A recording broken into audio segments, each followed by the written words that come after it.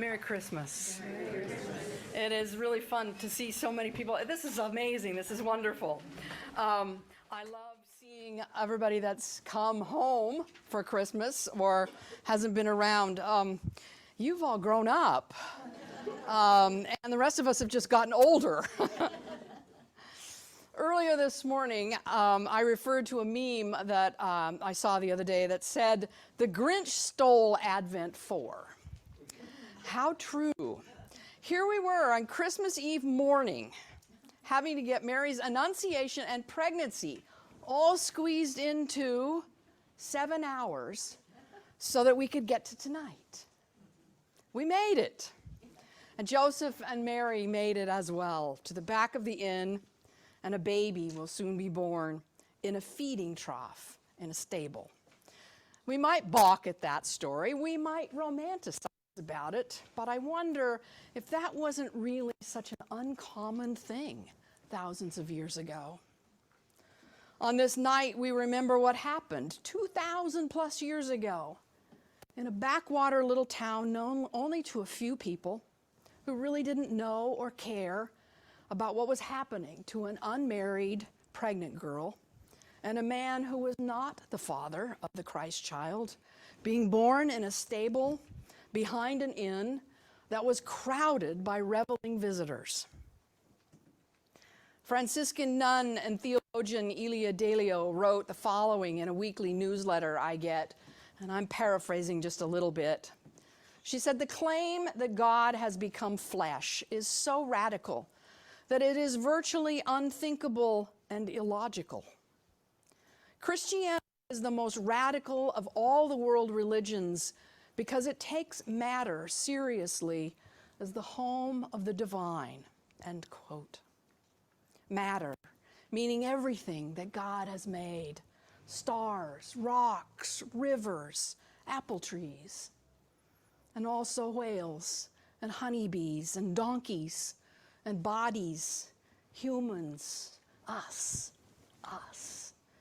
We will pray those words kind of like this in the Eucharistic prayer in a few minutes.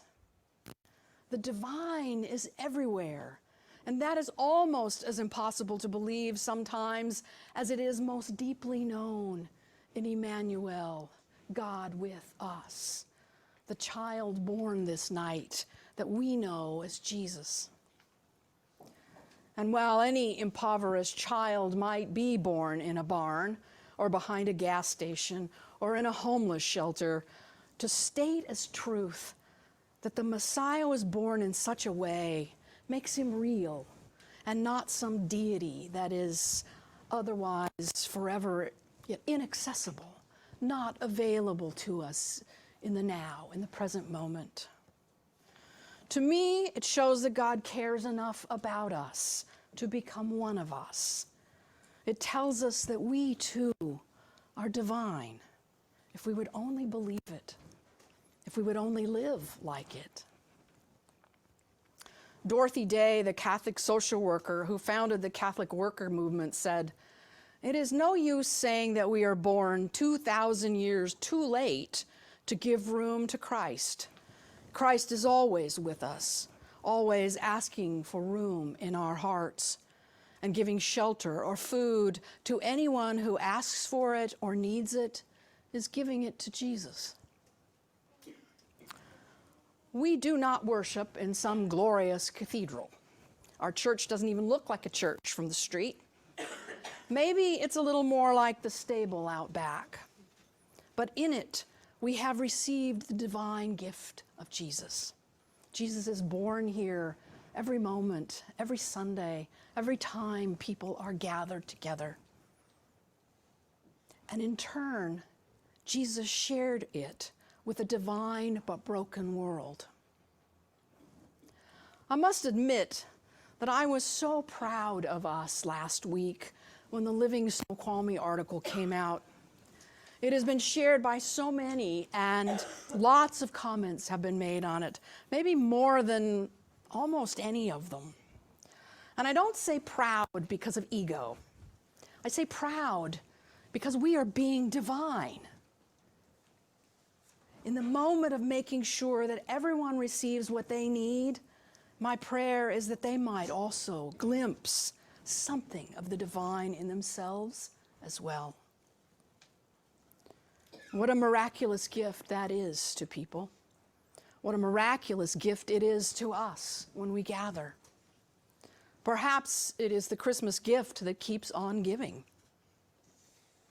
Such a gift on such a night. Regardless of where you find yourself tonight or in the next days or weeks or months, do not ever forget that you too are made of God's divine blessing. And you always will be, no matter where you go, no matter what you do. So may the blessing of Christ's birth fill you with hope and peace and joy and love this night and always. Merry Christmas. Merry Christmas. Amen.